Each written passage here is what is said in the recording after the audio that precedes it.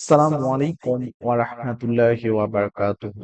সুপ্রিয় শিক্ষার্থী বন্ধুরা, আশা করি তোমরা সকলে অনেক অনেক ভালো আছো। আমিও আল্লাহ তাআলার অশেষ রহমতে অনেক ভালো আছি।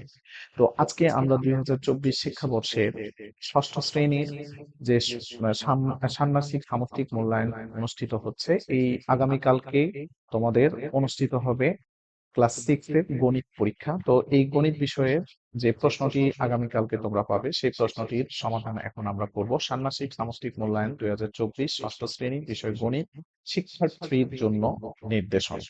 প্রকল্পের নাম: আমাদের স্কুল কত সবুজ। পৃথিবীর বিভিন্ন দেশে সবুজ স্কুল নামে একটি আইডিয়া বর্তমানে খুব জনপ্রিয় হয়ে উঠেছে। সবুজ স্কুল ধারণাটি হলো যে স্কুলে যত বেশি গাছ এবং রিসোর্স রিসাইকেল করার ব্যবস্থা আছে, ওই স্কুলের পরিবেশ তত বেশি স্বাস্থ্যকর, পরিচ্ছন্ন ও সবুজ। এই চমৎকার আইডিয়ার উপর ভিত্তি করে তোমরা আজকে একটি প্রকল্পে অংশগ্রহণ করবে, যার মাধ্যমে তোমাদের স্কুলের পরিবেশকে কিভাবে আরো সবুজ করা যায় তা খুঁজে বের করবে। এর জন্য তোমরা ডান পাশের কলামে বর্ণিত ৩টি কাজ করবে। নাম্বার 1, কাজ ক, বেঁচে থাকার জন্য প্রয়োজনীয় অক্সিজেন মাপি। দলগত কাজ ১ এবং একক কাজ ১।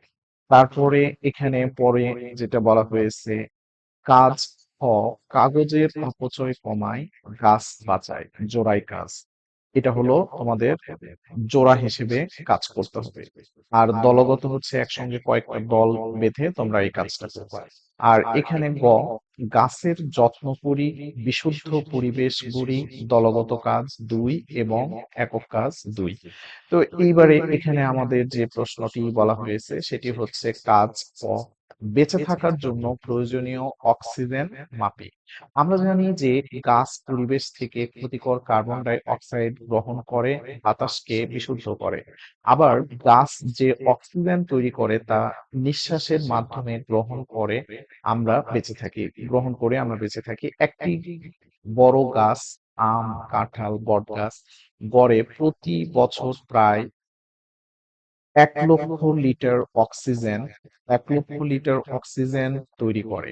অর্থাৎ একটি বড় গাছ প্রতিদিন গড়ে প্রায় ২৭৪ লিটার অক্সিজেন তৈরি করে। অন্যদিকে একটি ছোট গাছ, দ্যাট মিনস গাঁদা ফুল, গোলাপ গাছ, গড়ে প্রায় ০.১২ লিটার অক্সিজেন উৎপন্ন করে। এবার চিন্তা করো, একজন মানুষের প্রতিদিন কি পরিমাণ অক্সিজেন প্রয়োজন হয়। বিজ্ঞানীরা পরীক্ষা নিরীক্ষা করে দেখেছেন যে একজন মানুষ গড়ে প্রতিদিন ৩৭৮ লিটার অক্সিজেন গ্রহণ করে। চলো তাহলে এবার আমরা হিসাব করি যে তোমাদের বিদ্যালয়ে যত গাছ আছে আর যত মানুষ আছে, সবার জন্য পর্যাপ্ত অক্সিজেন আছে কি। আর যদি না থাকে তাহলে কিভাবে অক্সিজেনের পরিমাণ বৃদ্ধি করা যায় সে পরিকল্পনা করি।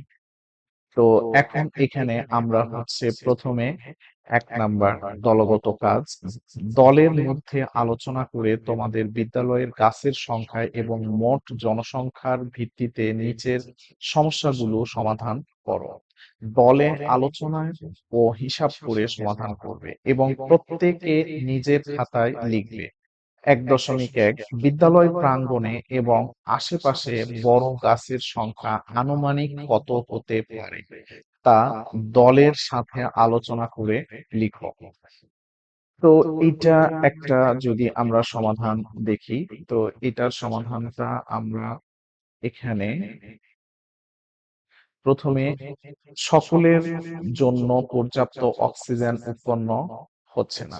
গাছ না থাকলে আমাদের আরো বেশি গাছ রোপণ করতে হবে। একক কাজ ১। তো এখানে আমরা আমার পরিবারের সদস্য সংখ্যা, তো এখানে পরিবারের সদস্য সংখ্যা যেটা দেওয়া আছে সেটার উপর ভিত্তি করে আমাদেরকে এই সমাধানটি করতে হবে।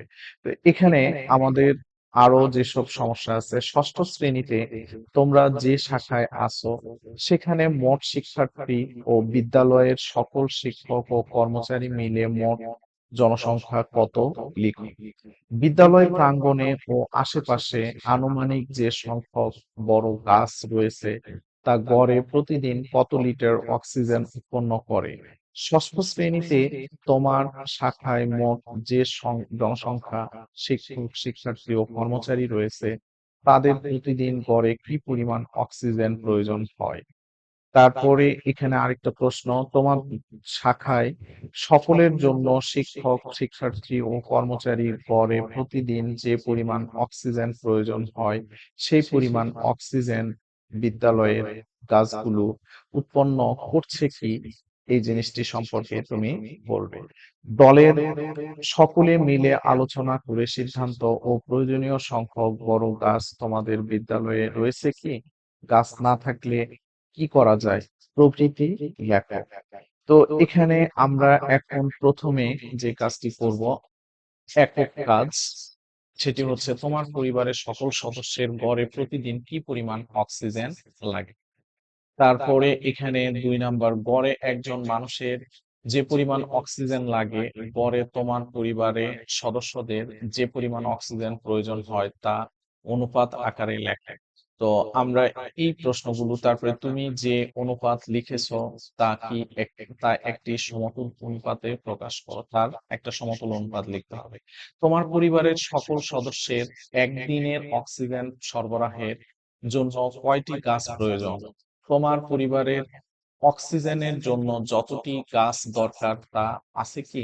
তোমাদের দরকারের চেয়ে বেশি বা কম সংখ্যক গাছের সংখ্যাকে ধনাত্মক কিংবা ঋণাত্মক পূর্ণ সংখ্যা হিসেবে প্রকাশ করে দেখাও। ৫ নং এ যেই সংখ্যাটি পেয়েছো তার যোগাত্মক বিপরীত সংখ্যা লিখো।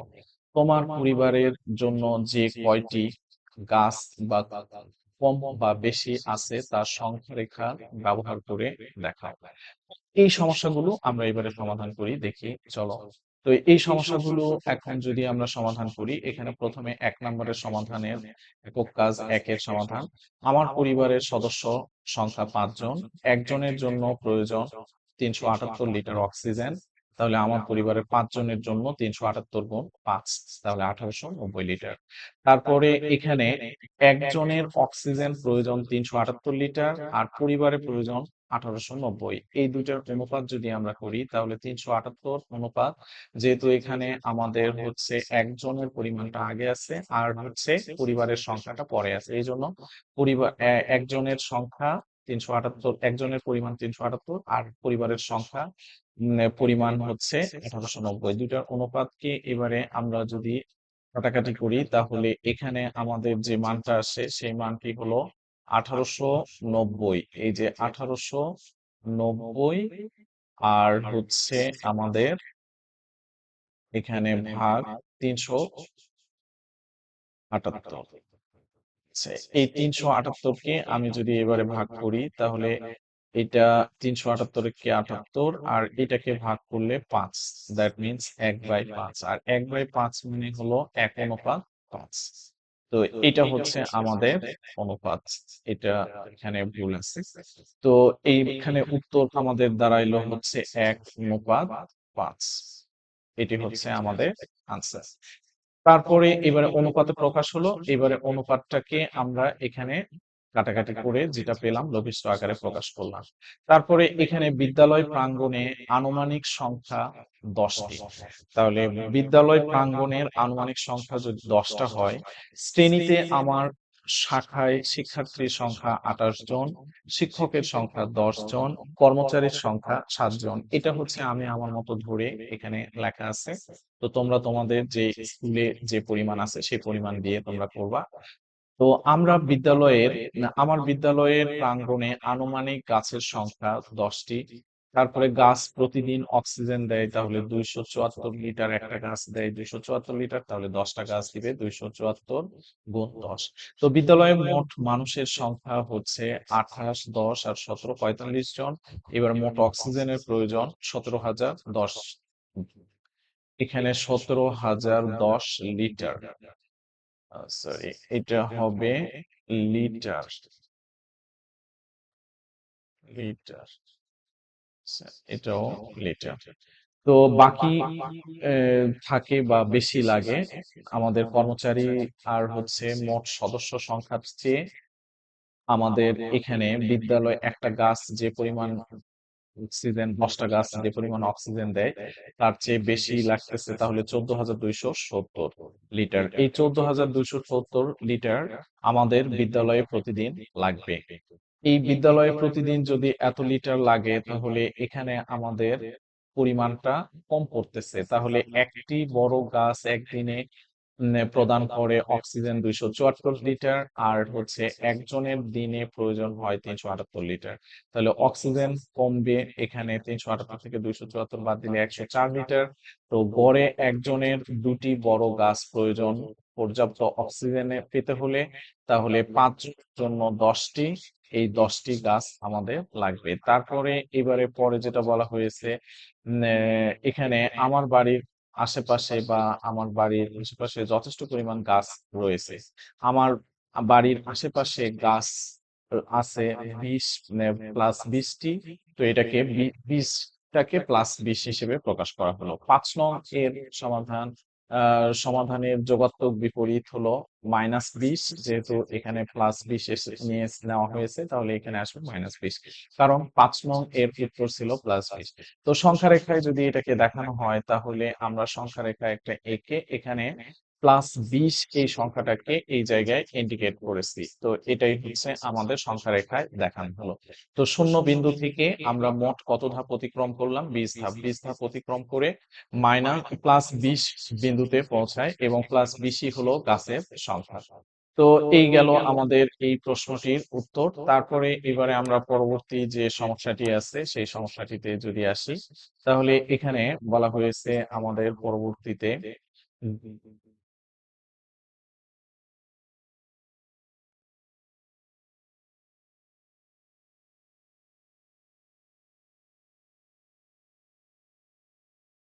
সংখ্যা রেখা দেখানো হলো। এবারে খ, কাজ খ, জোড়াই কাজ। কাগজের অপচয় কমায় এবং গাছ বাঁচায়। আমরা দৈনন্দিন জীবনে বিভিন্ন কাজে কাগজ ব্যবহার করি। তোমরা কি জানো এই কাগজ কি দিয়ে তৈরি হয়? এই কাগজ তৈরির একটি প্রধান কাঁচামাল হলো কাঠ, যা আমরা পাই গাছ থেকে। হিসাব করে দেখা গিয়েছে যে একটি বড় গাছ আম, বট গাছ থেকে প্রায় 10,000, 1 লক্ষ, না সরি, 10,000 পাতা A4 সাইজের কাগজ তৈরি করা যায়। তাহলে মানুষ যত বেশি কাগজ ব্যবহার করবে আমাদের তত বেশি গাছ লাগবে। এ কারণে আমরা যদি সচেতন হয়ে কাগজ ব্যবহার করি আমাদের গাছ কাটার পরিমাণ কমে যাবে এবং অক্সিজেনের পরিমাণও বাড়বে। A4 সাইজের একটা কাগজ, 10,000টা কাগজ তৈরি করতে আমাদের একটা গাছের প্রয়োজন। তো সেই গাছগুলো কি? বড় সাইজের আম গাছ, বট গাছ, এই ধরনের গাছ। তো জোড়ায় আলোচনা করে সমাধান বের করবে এবং প্রত্যেকে নিজের খাতায় লিখবে। তো এখানে জোড়ায় আলোচনা কি কি বিষয়গুলো আছে? তোমরা শ্রেণীর কাজের জন্য বিভিন্ন কাগজ ব্যবহার করে থাকো, যেমন পোস্টার পেপার বা পুরাতন ক্যালেন্ডার বা A4 সাইজের কাগজ প্রভৃতি। যদি পোস্টার পেপার ব্যবহার না করে থাকো তবে পুরাতন ক্যালেন্ডার বা A4 সাইজের কাগজ ধরে হিসাব করো।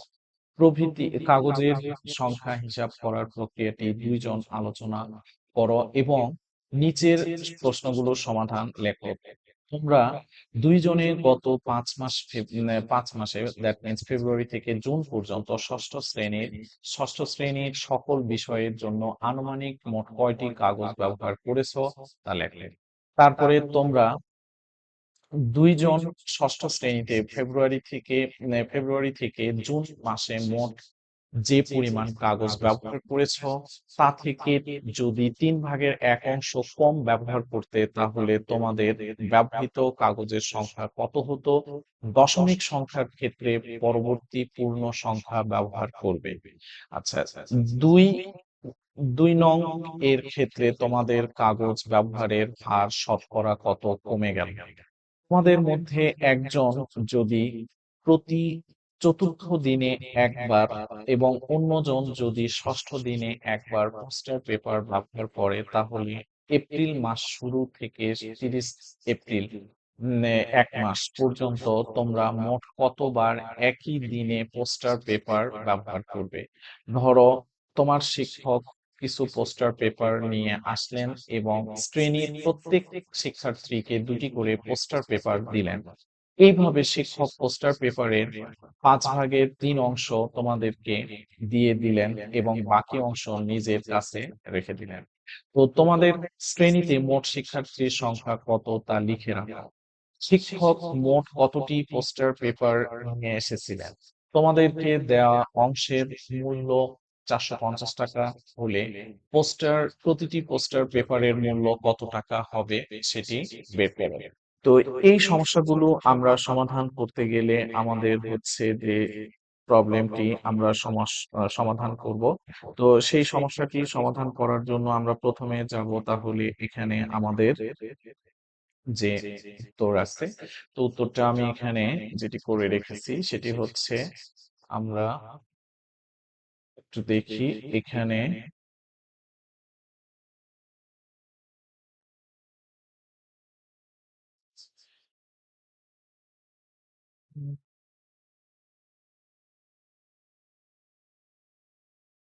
আচ্ছা, আমি সকল কাজের জন্য 10টি কাগজ ব্যবহার করেছি বা করছি। আশা আশার বন্ধু, দ্যাট মিনস সরি, এই জায়গায় আমার বন্ধু হবে। আমার বন্ধু সকল কাজের জন্য 10টি কাগজ ব্যবহার করেছে। তাহলে মোট কাগজ ব্যবহার করেছি আমরা 20টি। এটা হচ্ছে আমাদের প্রথম প্রশ্নের উত্তর। তো প্রথম প্রশ্নে আমরা হচ্ছে যেটি উত্তর পেলাম, আমাদের মোট 20টি কাগজ ব্যবহার করা হয়েছে। এখানে তোমরা 2 জন গত 5 মাসে, দ্যাট মিনস ফেব্রুয়ারি থেকে জুন মাস পর্যন্ত 6ষ্ঠ শ্রেণীর বিষয়ের সকল বিষয়ের জন্য আনুমানিক মোট কয়টি কাগজ ব্যবহার করেছো তা লিখো। সেই সংখ্যাটা এখানে লেখা হলো। তারপরে 2 নাম্বার যে প্রশ্নটি আছে, তোমরা 2 জন বন্ধু 6ষ্ঠ শ্রেণীতে ফেব্রুয়ারি থেকে জুন মাসে মোট যে পরিমাণ কাগজ ব্যবহার করেছো তা যদি 3 ভাগের 1 অংশ কম ব্যবহার করতে তাহলে তোমাদের ব্যবহৃত কাগজের সংখ্যা কত হতো? দশমিক সংখ্যার ক্ষেত্রে পরবর্তী সংখ্যা ব্যবহার করবে। তো এখানে আমরা যেটি ব্যবহার করেছি সেটি হচ্ছে এখানে তোমরা 2 জন বন্ধু 6ষ্ঠ শ্রেণীতে ফেব্রুয়ারি মাসে ফেব্রুয়ারি ফেব্রুয়ারি থেকে জুন পর্যন্ত 5 মাসে মোট কি পরিমাণ কাগজ ব্যবহার করেছো? তো আমরা প্রথমে এখানে যেটি বের করব, ফেব্রুয়ারি থেকে জুন পর্যন্ত মোট আমাদের 5 মাস। এই ফেব্রুয়ারি থেকে জুন পর্যন্ত 5 মাসে আমাদের মোট দিন সংখ্যা কত আছে সেটা আমরা আগে বের করব। তো প্রথমে আমরা যদি বলি জানুয়ারিতে আমাদের যে মানে জানুয়ারিতে আমাদের 31 দিন, তারপরে সরি ফেব্রুয়ারি মাস থেকে শুরু, ফেব্রুয়ারি থেকে জুন এটা হচ্ছে 28, আমাদের এই বছর 29।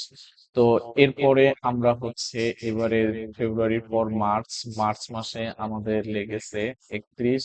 তারপরে মে মাসে এপ্রিল মাসে আমাদের লাগছে, এখানে ব্যবহার করেছি 31 দিন না 30 দিন। তারপরে এপ্রিল মে মাসে 31 দিন, আর হচ্ছে জুন মাসে এখানে করেছি 30 দিন।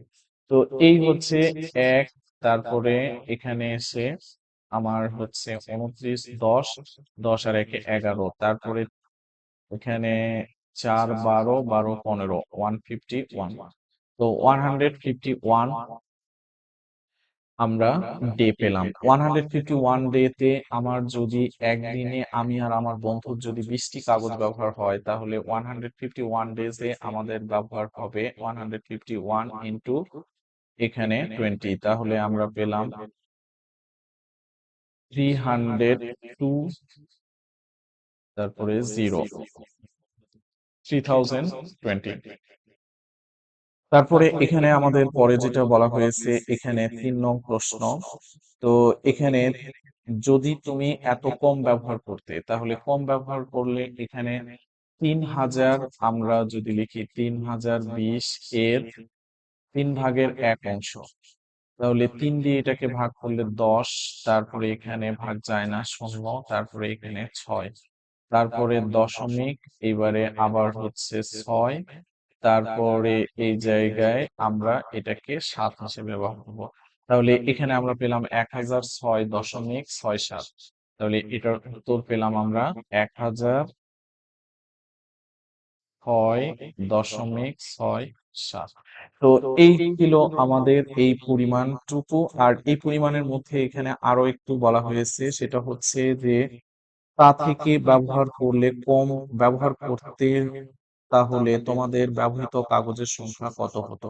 আচ্ছা, তাহলে এবারে আমরা 3020 এই সংখ্যাটি থেকে 1006 এটাও যদি বাদ নেই তাহলেই হবে।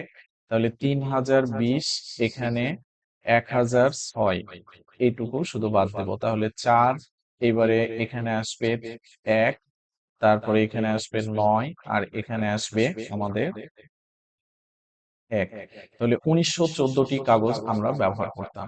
তারপরে এবারে 3 নাম্বার যে প্রশ্নটি আছে, 3 নাম্বার প্রশ্ন, 2 নং এর ক্ষেত্রে তোমাদের কাগজ ব্যবহারের হার শতকরা কত কমে গেল?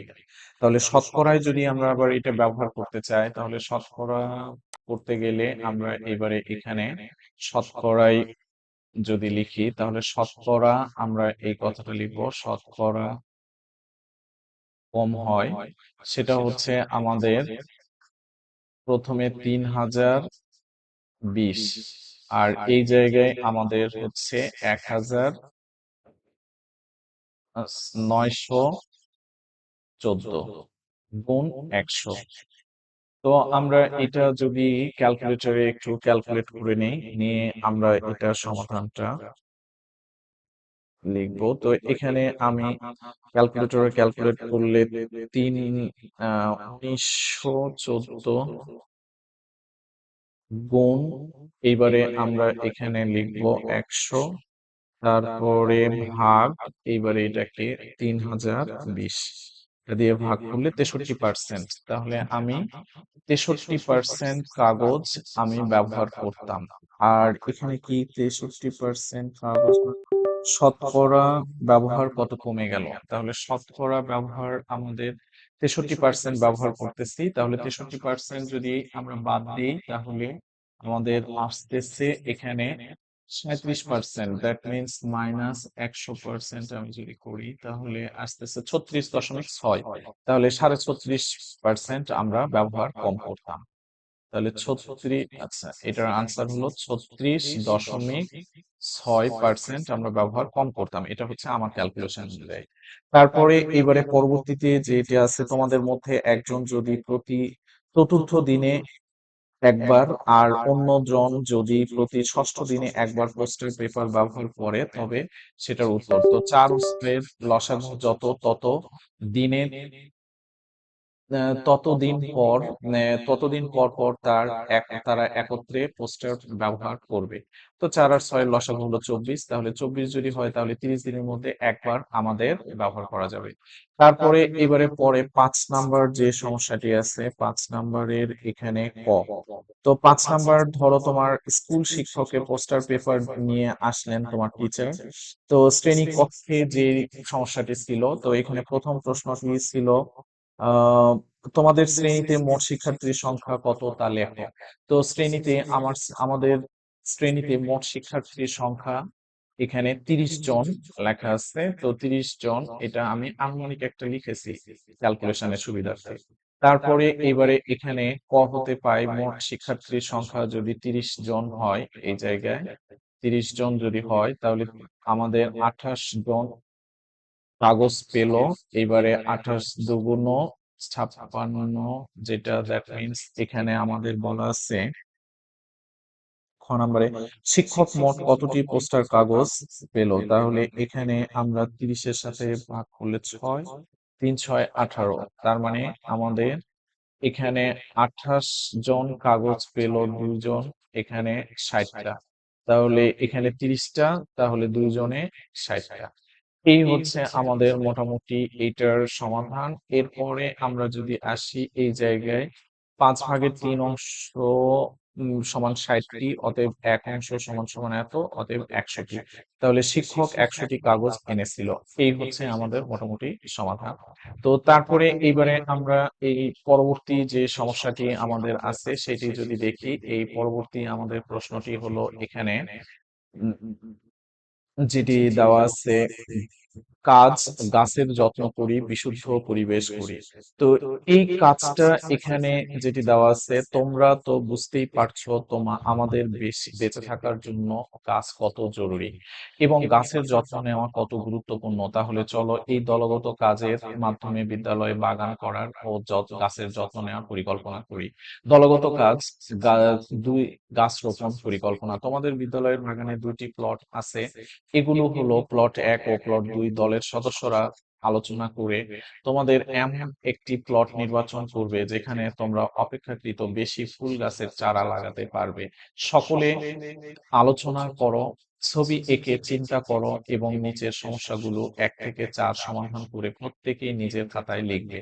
তো আয়তাকৃতি দৈর্ঘ্য বরাবর 26টি এবং প্রস্থ বরাবর 17টি চারা রোপণ করা যায়। পাশাপাশি 2টি চারার মধ্যে দূরত্ব হলো 1 মিটার। তো বর্গাকৃতি দৈর্ঘ্য এবং প্রস্থ উভয় বরাবর 21টি আর চারা রোপণ করা যায়। পাশাপাশি 2টি চারার মধ্যে দূরত্ব 1 মিটার। তো এখানে বলতেছে প্লট 1 এবং প্লট 2 এর ক্ষেত্রফল কত। তাহলে প্লট 1 এবং 2 এর ক্ষেত্রফল যদি হয় তাহলে এখানে আয়তাকৃতি দৈর্ঘ্য বরাবর 26টি, তাহলে প্রতিটি গাছের দূরত্ব আমাদের 1 মিটার, তাহলে এখানে আমরা পাবো 25 মিটার। তাহলে প্লটের দৈর্ঘ্য 25 মিটার পেলাম। এটা হচ্ছে 1, দৈর্ঘ্য 25 মিটার। ওকে। তারপরে এবারে প্রস্থ বরাবর 17টি, তাহলে এটা হচ্ছে 16 মিটার। আচ্ছা, 16 মিটার। তাহলে এখানে আমরা পেলাম 5 × 16 = 80, 16 × 32, আর এখানে 5 × 16 = 80 আর 8, তাহলে 32, এখানে হলো 40। এই হলো 400 বর্গমিটার। আর এখানে বর্গাকৃতি দৈর্ঘ্য এবং প্রস্থ বরাবর 21টি, তাহলে 21টি যদি হয় তাহলে আমাদের এখানে আসবে একটা 20টি, 20 20 20 × 20 400।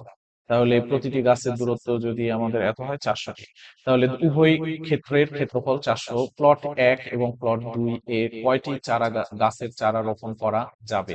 তো এটাতে চারা কয়টি রোপণ করা যাবে সেটা হচ্ছে আমাদের বলা আছে যে বর্গাকৃতি দৈর্ঘ্য বরাবর 26টি, তাহলে দৈর্ঘ্য বরাবর যদি 26টি হয় তাহলে এখানে আমাদের 1 মিটার পর পর আমাদের গাছ লাগানো হয়েছে। তাহলে 1 মিটার পর পর যদি গাছ লাগানো হয় তাহলে প্লট 1 এ আমরা লাগাতে পারবো 1 দিয়ে ভাগ করলে 400, আর এখানে প্লট 2 এ আমরা গাছ লাগাতে পারবো 400টি।